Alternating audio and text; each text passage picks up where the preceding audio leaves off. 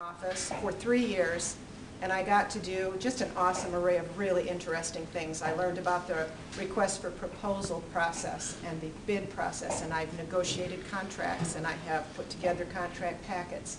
I have been their monitor on 2 large capital improvement projects, wrote the business plan for the Geauga County Airport, ran the mailroom, as an aside, which gave me the supervisory experience that I think caused them to appoint me to be a department head.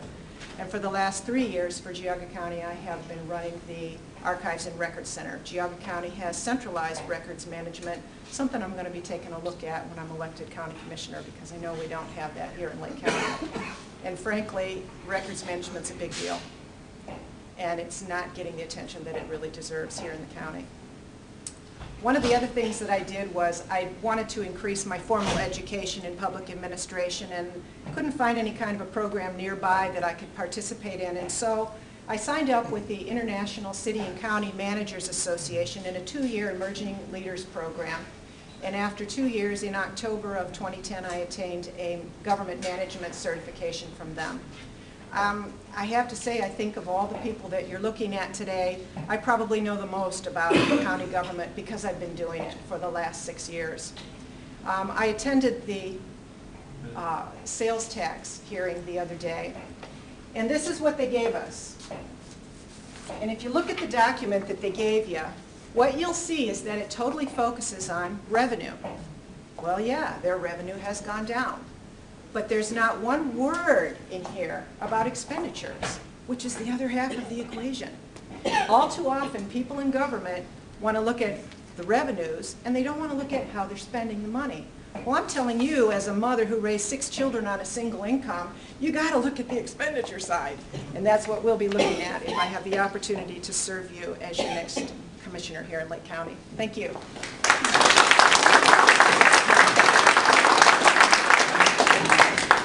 Okay, and batting cleanup is Don Hamercheck.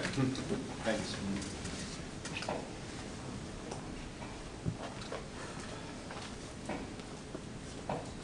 Good afternoon, everyone. Thank you for coming out under these difficult driving conditions. And more especially, thank you for the opportunity to hopefully earn your support to serve as County Commissioner, specifically taking the seat of Bob Awfuldish. A little clap there. There we go. That's encouraging. What I'd like to present to you is a position of openness, candidness, and transparency in government. Let's get it out there in plain English. There's a lot of information that can be presented. We hear open records, but put it in terms that a reasonable person can look at, understand, and then be able to utilize it.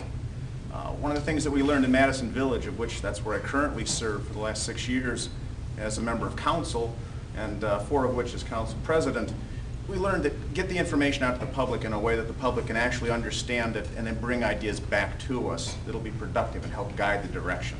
Right track, wrong track concepts. What I'd recommend is, let's just, for example, use the most recent presentation from our county commissioners, and I'm sure we'll get into that a little more in depth here. But let's just do a quick talk here about the sales tax increase. We were all prepared psychologically for 1/4%. Then we get hit the 11th hour with 0.5%. I'm not really in favor of the idea of surprises like that. Then we hear, well, we're going to do a rollback of the inside millage from 2.1 down to 1.0. Sounds like a good idea. Could help out homeowners and businesses alike. And then we get the one component that people really didn't get a whole lot of information on. In fact, it was actually kind of neglected at both the early portion in the afternoon edition of the public hearing, the cutting in half of the stormwater management fees. Well, that's kind of an issue of, shall we say, governing from on high, if you will, because at that point, the county commissioners cut fees for communities that voluntarily have decided to participate in this. Now, Madison Village is looking into a stormwater management plan ourselves. We chose a few years ago not to join the county because at the time, it wasn't proposed to us in a very responsible fashion. But take a look at it this way. One of the things we learned very early on is, being an enterprise fund, they can only assess what is necessary for that project to be able to do the jobs. So either they were charging twice as much as they needed to, or they've cut it in half for political expedience. That's not a real good idea. bottom line is they could be crippling a program that's helping communities that have chosen voluntarily to participate and are being mandated by the EPA to comply with. It raises some serious questions. I think those are the kind of things we need to look at. Let's analyze exactly what the commissioners are proposing and then deal with it. Again, get things out in the open, discuss them candidly, and make decisions based on fact. Take an opinion and then move forward.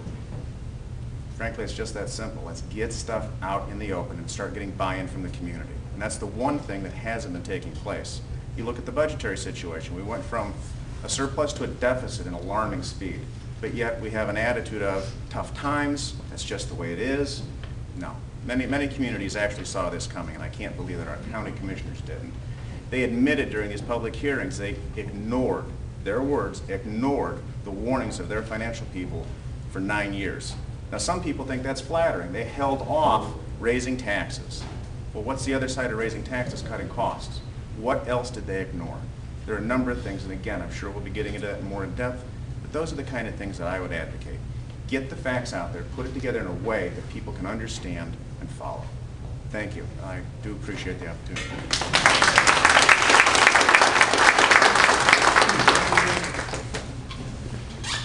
Okay. Let the grilling begin. All right, well, it's not going to be grilling. One observation that I have and that I would make to the group here is many times when you vote, you have to choose the lesser of two evils. These candidates are all, I'm not going to say evil, they're all very good. And only two of them are going to win in the primary, but the others deserve our support in future races as well. Can everyone hear me? Oh, okay. All right, these candidates are all good, and only two of them are going to win in the primary, but the others deserve our support in future races as well. I've gotten a chance to speak with them all. They are very impressive people, and I think they all do a good job. The first issue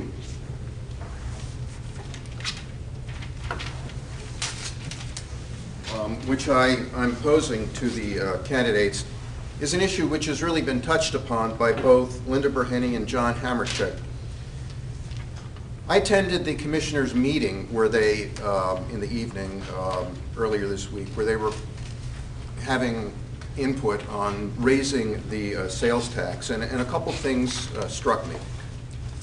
One was, you see, I worked as a county prosecutor here about 30 years ago. In walking into that building, it was like going into the Taj Mahal. I mean, the building was unbelievable. It's huge, it's beautiful, and I had to think that maybe the commissioners have gotten used to a very high level of expenditures, and now they say, well, you know, revenues have gone down. If we don't increase the sales tax, we're going to let criminals out, and they'll be rolling around on the streets. Well, that may be a little bit like someone who says, I'm going to have caviar and filet mignon and champagne for dinner every day. But now my shoes just wore out, I need a new pair of shoes, so you need to give me some more money. I don't know, it's just something I'm throwing out. Another factor was, and Linda mentioned, there was no discussion of expenditures, and we don't have the data. We haven't been given the information to evaluate the claim that the commissioners are making, that if you don't allow us to raise the sales tax, the county government will shut down and criminals will be rolling around free, which personally I don't believe.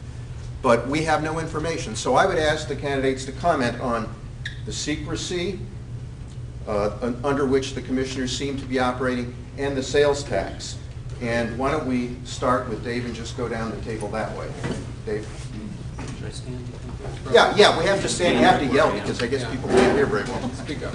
Or you can walk around in front if you want, whatever you want to do. One point there, Greg, on what you mentioned is I didn't get to say that my business is property management. So as a real estate investor and property manager, one of the key roles of county commissioners is to maintain the buildings and the infrastructure there. So I have a depth of experience with buildings, and getting them to run efficiently is what I do, because that affects the bottom line. So that is one key element that I do believe that I bring to the table that I don't believe the others have that.